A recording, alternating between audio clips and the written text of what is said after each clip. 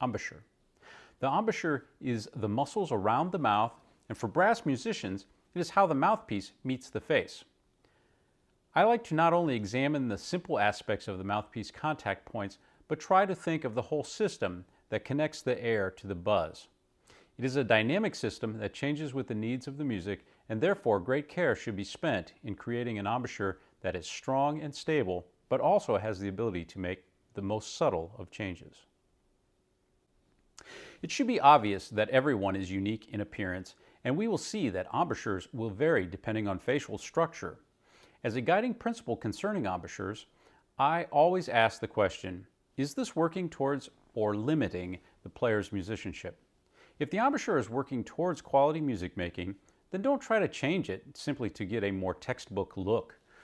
That being said, in most cases, the strongest and most flexible embouchures are centered on the face from left to right and positioned with more top lip than bottom lip, usually around 2/3 top lip and 1/3 bottom lip. A trick to get us started in placement and formation is by using a drinking straw.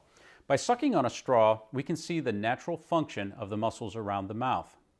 The muscle directly around the mouth is called the orbicularis oris, and when sucking on the straw, it is round and in its most strong and supportive position. The corners of the mouth come forward and the chin pulls downward.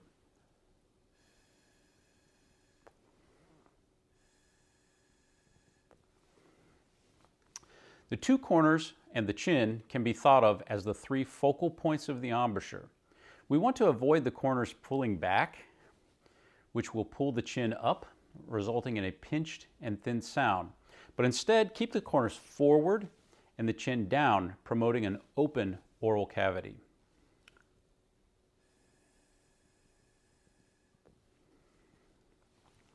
Now, let's include the mouthpiece and consider its placement. As we suck on the straw,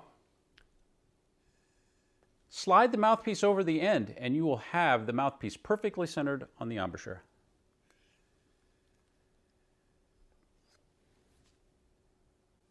Another element to look for in mouthpiece placement is the angle of the shank. This is the shank of the mouthpiece. And when we add the tuba, the angle of the lead pipe. There should be a slight downward angle.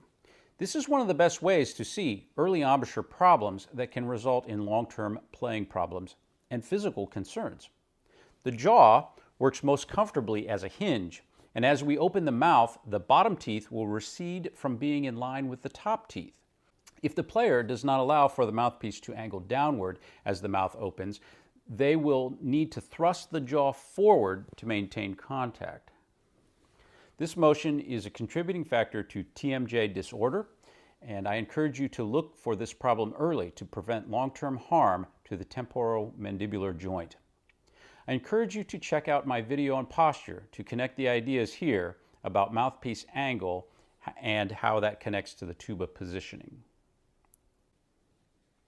As I stated before, the embouchure is a dynamic system and changes depending on the needs of the music.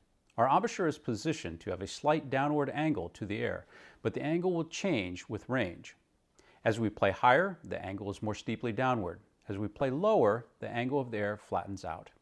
I try not to lead these adjustments from the muscles of the face, but think more of them resulting from the position of the tongue and even the openness of the throat. In the lower register, using an O syllable, the tongue is low and air comes more directly into the aperture of the lips. Moving higher, we incorporate more of an ah syllable and the tongue arches, creating a more downward angle. The embouchure adjusts with the shape of the oral cavity and it affects the fluidity of movement through ranges, as well as tone quality production. The embouchure is hard to see, both for students and their teachers. Make sure you have access to a mirror and use it often. Also, keep your tuba shiny so that you can glance over at your reflection while you play. I also use a mouthpiece rim and a clear mouthpiece to examine what the embouchure is doing for my students. Strengthening the embouchure should be an everyday experience. The best exercises include using long tones for stability and lip slurs for flexibility. I encourage you to establish an intentional routine that utilizes these exercises. My warm-up routine is available for free on my website. It relies on the materials of the great pedagogues throughout low brass history, and perhaps the only thing that I have contributed is how they are sequenced. I use buzzing on the mouthpiece as an important tool for students of all stages of development and encourage advanced players to buzz on a mouthpiece rim and to free buzz. These exercises require detailed observation and understanding of what the purpose of the exercise is. Much of what is done in buzzing exercises is more dependent on the function of the air rather than the embouchure.